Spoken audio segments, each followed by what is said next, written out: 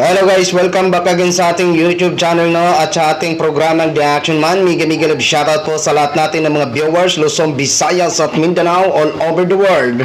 Muli naman po tayo nagbabalik sa ating programang The Action Man dahil gusto ko lang ho i-share ito po ang pinagkakalat ng isang vlogger na DDS. Tudo kayod na ho ito si Kuya. Tudo kayod na ho siya.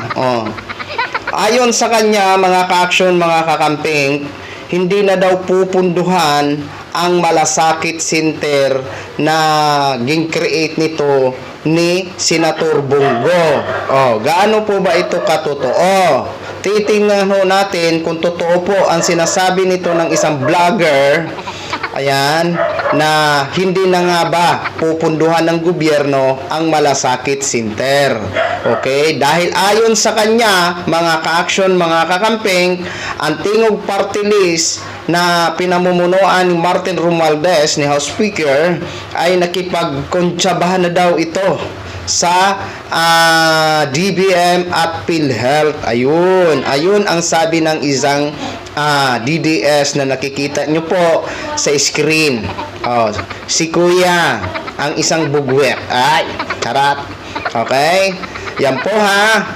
Panoorin po natin ang kanyang panggagalaite. O kung kaya ang kanyang pagsisisi kay PBBM at kay Martin Romualdez, kay House Speaker. Ito po mga ka-action, bago tayo magtuloy-tuloy. Malasakit Center hindi na raw pupunduhan ng administrasyong Marcos. Ano ang dahilan at hindi na pupunduhan ang Malasakit Center? Ayon sa balita, nakipagkontsabahan na ang tingog party list sa DBM at sa PhilHealth. Ito ang dahilan kung bakit hindi na pupunduhan ang Malasakit Center ng gobyerno ni BBM. Nakakalungkot nga namang isipin na mawawalan na ng pondo ang Malasakit Center sa mga hospital kung saan mayroon itong mga satellite. Tandaan natin na pag lumapit tayo sa Malasakit Center, may referral sila sa DSWD at PCSO. Bakit tatanggalan ng gobyernong ito ng pondo ang Malasakit Center? Dahil ba ito sa pamimersonal o inggit sa Malasakit Center, kundi bukang bibig ng mga mamamayan kung saan pabalik-balik sa loob ng hospital? Ito ang pagiging ganid ng tingog at ang dahilan kung bakit mawawalan ng pundo ang Malasakit Center. Ang tingog kung sa Bisaya o sa Tagalog ay boses, ito na ay hindi boses, ito na ay kademonyuhan.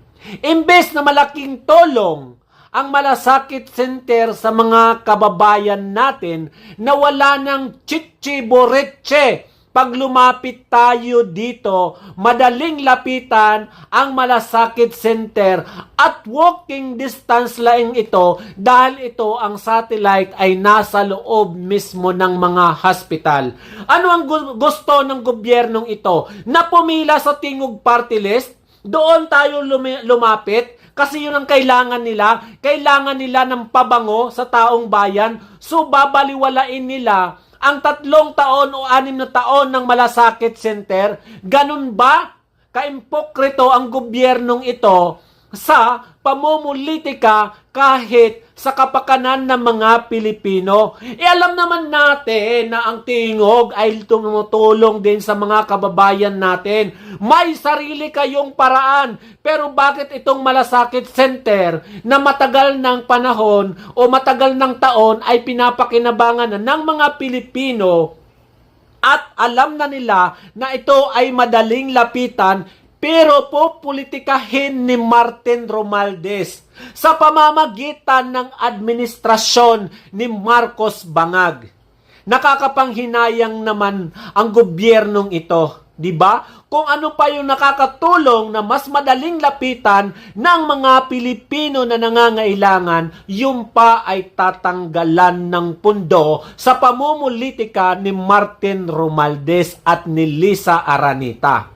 Pamumulitika ito ni Martin Romualdez dahil sa ambisyon niya na maging isang pangulo, maging mataas sa posisyon sa gobyernong ito, na sa sariling bayan wala namang napatunayan. Yung mga hospital naman sa Leyte ay walang kumpletong mga kagamitan. Ang daming hospital, negosyo nila hospital, pero bakit walang mga kumpletong kagamitan?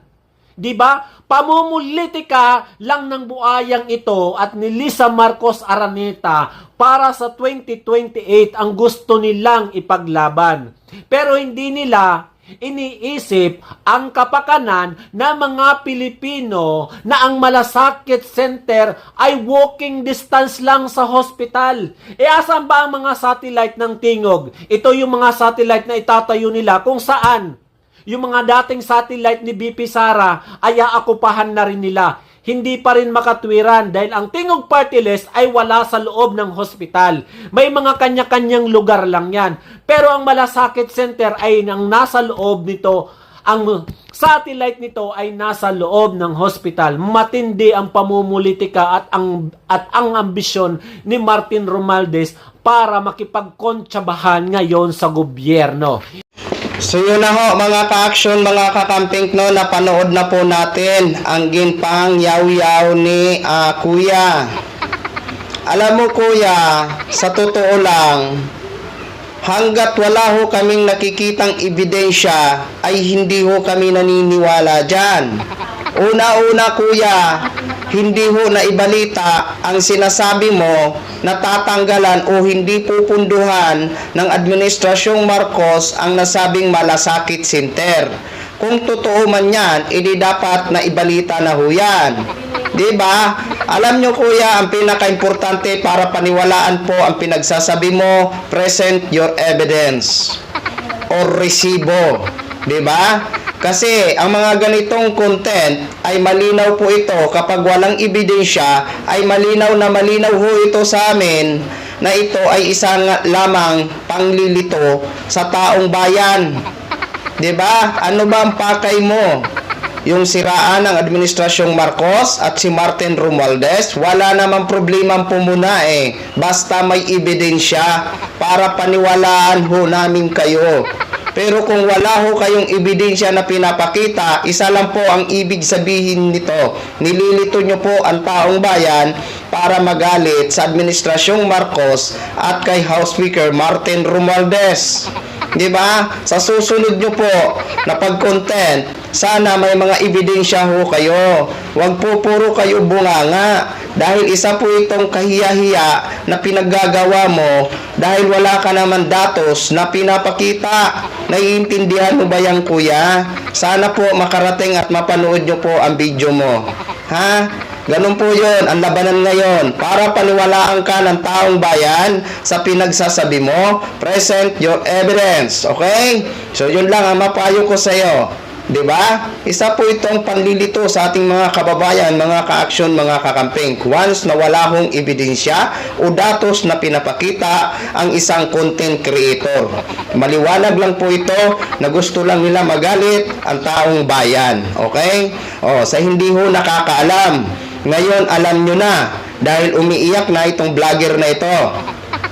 Alam nyo na sa naniniwala na kay Sinit Bungo yan ang Malasakit Center, hindi ho. Siya lang ho ang nagsabatas niyan.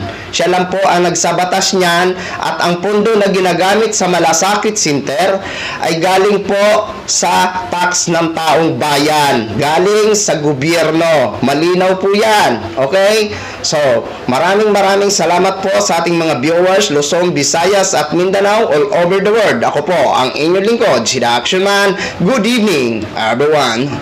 Beautiful.